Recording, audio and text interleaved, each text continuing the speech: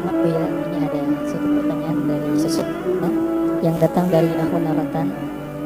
Sehubungan dengan kita berada di bulan Rajab, saya ingin bertanya tentang Mi'raj. Ketika Mi'raj, apakah Nabi Muhammad SAW bertemu langsung dengan Allah Subhanahu wa taala? Kalau memang bertemu, di mana bertemunya? Apakah di Arsy? Mohon penjelasannya Buya. Terima kasih. Baik, bismillahirrahmanirrahim.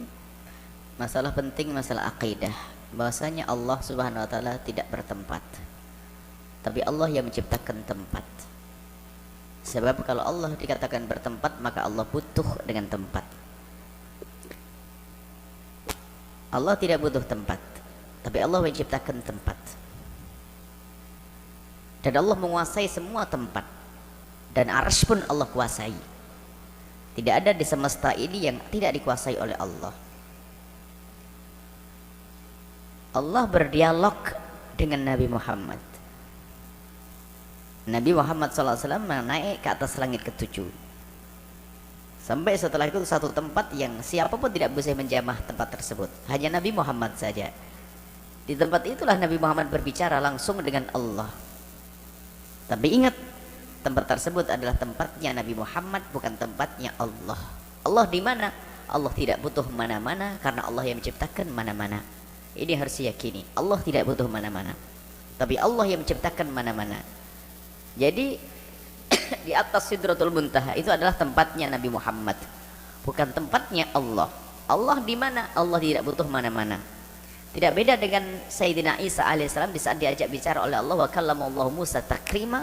Allah mengajak bicara kepada Sayyidina Musa alaihissalam. Waktu itu Nabi Musa berada di Bukit Tursina. Waktu Nabi Musa diajak bicara oleh Allah di Bukit Tursina, siapa yang di Bukit Tursina? Allah atau Nabi Musa? Nabi Musa. Allah di mana? Sama. Waktu Allah berbicara dengan Nabi Musa, Nabi Muhammad, sama dengan waktu Allah berbicara dengan Nabi Musa. Bukit Tursina bukan tempatnya Allah, tapi Bukit Tursina adalah tempatnya Nabi Muhammad. Jangan sampai ada yang berkata setelah itu Allah berada di Bukit Tursina ngomong dengan Nabi Musa. Kenapa? Bukit Tursina tempat pijakan kaki Sayyidina Musa, tapi Allah Subhanahu wa taala ada dan Allah tidak membutuhkan tempat. Ini satu. Kemudian masalah bagaimana dikatakan Ar-Rahmanu 'alas istawa dan sebagainya. Ini adalah ulama sudah menjelaskan. Istiwa itu menurut ahli bahasa sudah sangat jelas. Apa makna istawa? Kalau seorang raja yastawi ala arsyihi, ya, seorang raja bertahta di dalam arsy, di kerajaannya. Jadi istawa itu sangat jelas. Kalau kita yastawi seperti ini yastawi. Kalau manusia.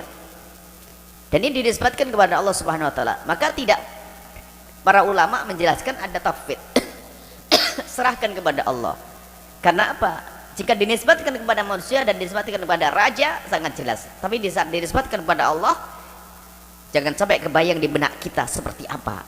Karena Allah tidak seperti apapun. Sebab Allah yang menciptakan apapun, laisa kamitslihi syai'.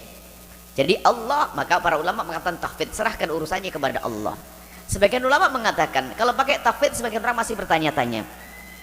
Lalu bagaimana ya sudah? Istawa maknanya adalah menguasai. Apakah itu istawala? Bukan merubah makna istawa menjadi istawala. Dan istawa bukan ista'ala juga. Istawa bukan istaqarra juga. Sebab ada orang yang mengatakan begini, ini orang ahli sunnah wal jamaah syariah ini masa mengartikan istawa menjadi istawala?